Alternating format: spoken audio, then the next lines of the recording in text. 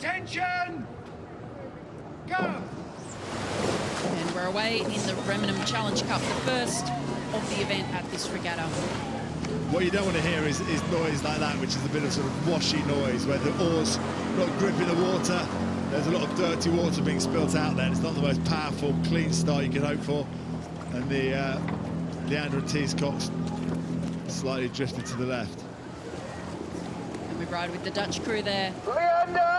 In the bark station on the left-hand side, a warning from the umpire there. They drifted off right from the start. They obviously weren't quite straight at the start. I saw them drift off and they've now been warned.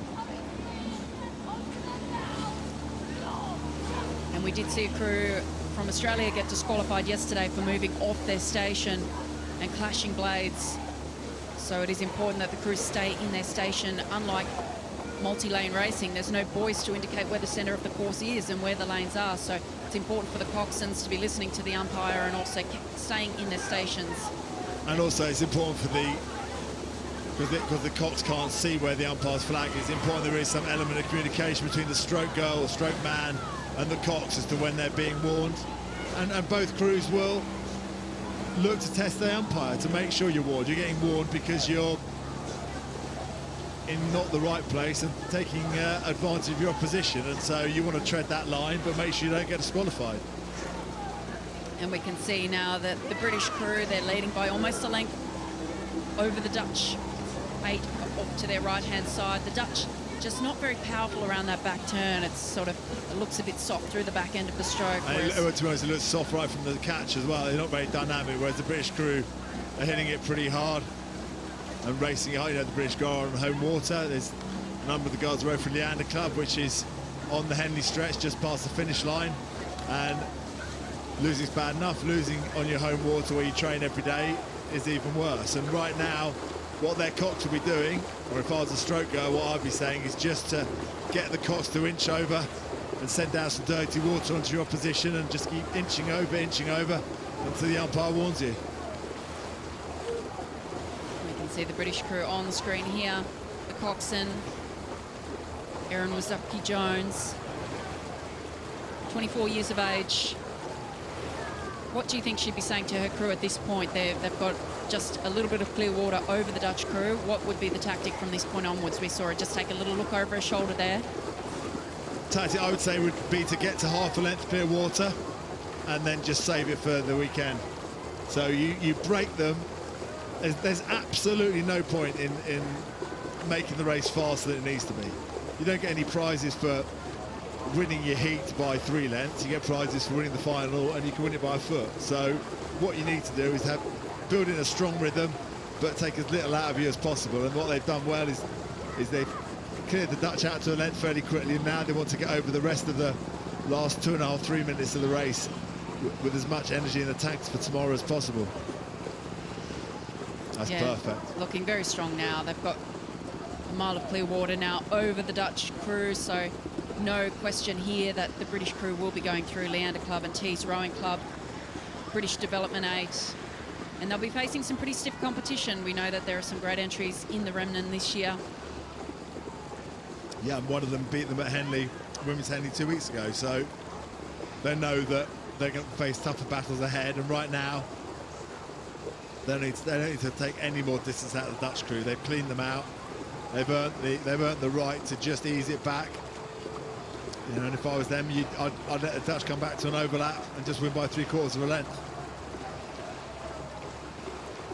Or let the Dutch come right back and then practice the final sprint down the boats. You know, there's lots of ways to use a race like this under an element of stress to test yourself as a crew. And so what you do, you could let the Dutch close right up and then have a last 30 or 40 seconds where you sprint absolutely flat out, because it's different doing it in a competitive environment to doing it in training. There's no point in doing what they're doing now and leading by 2 lengths. Just let them come back, have a bit of a play at the end if they want to.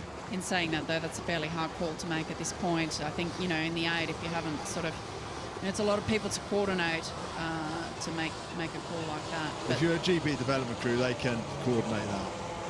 If they can't, they shouldn't be the GB development crew. And as we move down the course now, The GB crew sitting about 2.5 lengths up on the Dutch crew.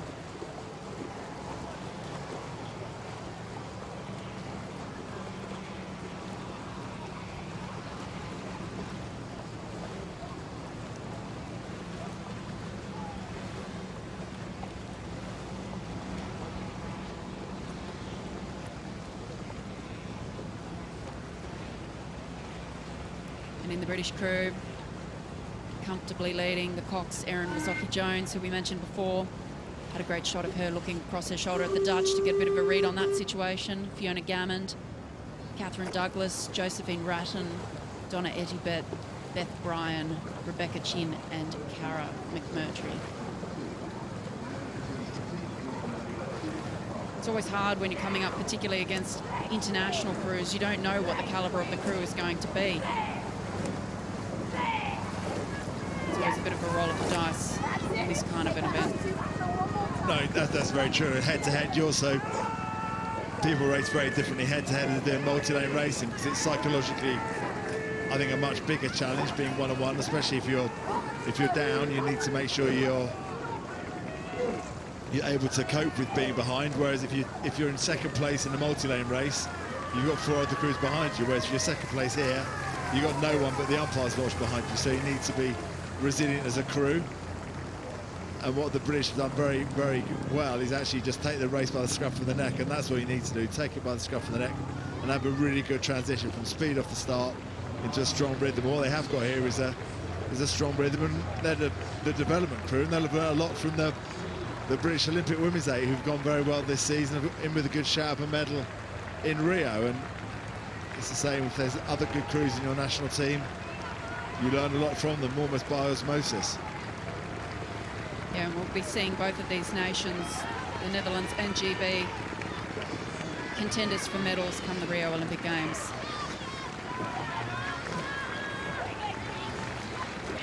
And it's been a pretty comfortable row for the British Development 8 here as they come towards the line now. They will take the win in the Remenham Challenge Cup, Leander Club and Tees Rowing Club over the Hollandia Roeiclub from the Netherlands.